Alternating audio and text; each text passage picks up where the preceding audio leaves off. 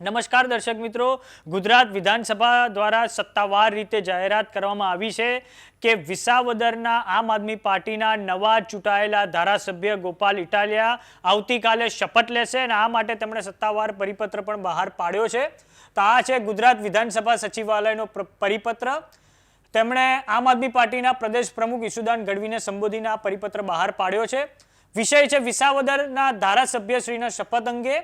તો ઉપરોક્ત વિષય અંગેના આપના 14/7/2025ના પત્ર સંબંધમાં માનનીય અધ્યક્ષશ્રીના આદેશ અનુસાર સવિનય સાથે જણાવવાનું છે કે વિસાવદર ધારાસભ્ય તરીકે ચૂંટાયેલા આમ આદમી પાર્ટીના શ્રી ગોપાલભાઈ ઇટાલિયાના ગુજરાત વિધાનસભાના સભ્યપદ માટે માનનીય અધ્યક્ષશ્રી સમક્ષ શપથ લેવા માટે અધ્યક્ષશ્રીએ બુધવાર 16/7/2025ના રોજ સવારે 11 કલાકનો સમય નિર્ધારિત કરેલો છે. એટલે કે ગોપાલ ઇટાલિયા આવતીકાલે બુધવારના રોજ સવારે 11 વાગે શપથ લેવા જઈ રહ્યા છે અને આ શપથ એમને અધ્યક્ષ શંકર ચૌધરી લેવડાવશે.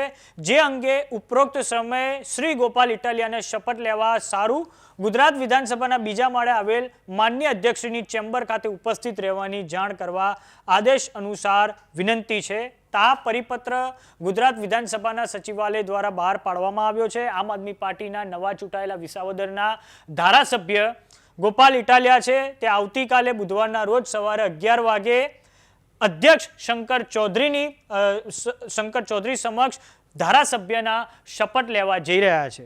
આપને જણાવી દઈએ કે ગયા મહિને 23મી જૂનના રોજ વિસાવદરની વિધાનસભાની પેટા ચૂંટણીના પરિણામ આવ્યા. તેમાં આમ આદમી પાર્ટીના ગોપાલ ઇટાલિયાને 75,000 વોટ મળ્યા હતા.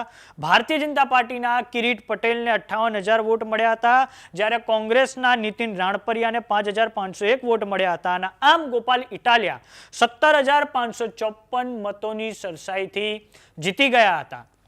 અને તે પછી આપ સૌ જાણો છો કે કઈ રીતે ગુજરાતમાં મોરબીના ધારાસભ્ય કાંતિ અમૃત્યા અને પછી ગોપાલ ઇટાલિયા વચ્ચે રાજીનામું આપી દેવાની જે ચેલેન્જ શરૂ થઈ, જે પડકારની જે નવી રાજનીતિ શરૂ થઈ, બરાબર, તે અંતર્ગત પછી શંકર ચૌધરીનું ગઈકાલે નિવેદન આવ્યું હતું. અધ્યક્ષ શ્રી શંકર ચૌધરીનું જે નિવેદન આવ્યું હતું તેમાં તેમણે કહ્યું હતું કે તે લોકોએ કામ કરવા જોઈએ. એટલે કે આ રીતે વચ્ચેથી પોતાના ચાલુ ધારાસભ્ય પદેથી રાજીનામા આપીને એકબીજાના ઈગોને સેટિસ્ફેક્શન કરવું તે યોગ્ય નથી. તો હવે આ ગુજરાત વિધાનસભાના સચિવાલય દ્વારા સત્તાવાર જાહેરાત થઈ ચૂકી છે કે આમ આદમી પાર્ટીના નવા ચૂંટાયેલા ધારાસભ્ય વિસાવદરના ધારાસભ્ય ગોપાલ ઇટાલિયા આવતીકાલે સવારે બુધવારે 11 વાગે અધ્યક્ષ શ્રી શંકર ચૌધરીની હાજરીમાં ધારાસભ્ય પદે શપથ લેવા જઈ રહ્યા છે.